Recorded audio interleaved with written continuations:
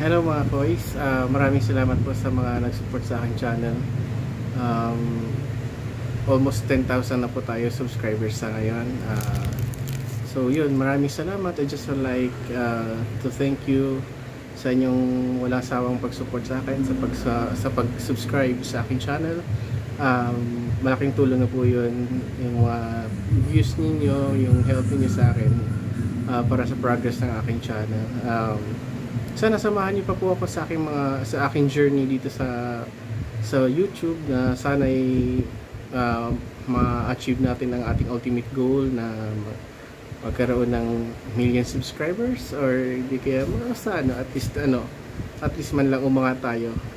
At the same time, samahan niyo din po ako sa aking mga plans and mga future plans na sana makatulong ako sa aking mga kapwa dito, lalo na sa mga senior citizens na malapit sa aking puso. Yung plan ko na sana makapagbigay ako ng maraming mga maintenance medicine sa kanila. Then soon, kung makasweldo tayo ulit, sana ay mabigyan natin sila ng kahit man lang kunting grocery box para at least man lang po makatulong sa kanilang pang araw-araw. So yun lang, and grateful lang po ako sa maraming nag-support sa aking channel, na sana ay tuloy-tuloy niyo pa po ang pag-support sa akin. Maraming salamat ulit, and God bless sa ating lahat. Naway tayong lahat ay nasa ligtas na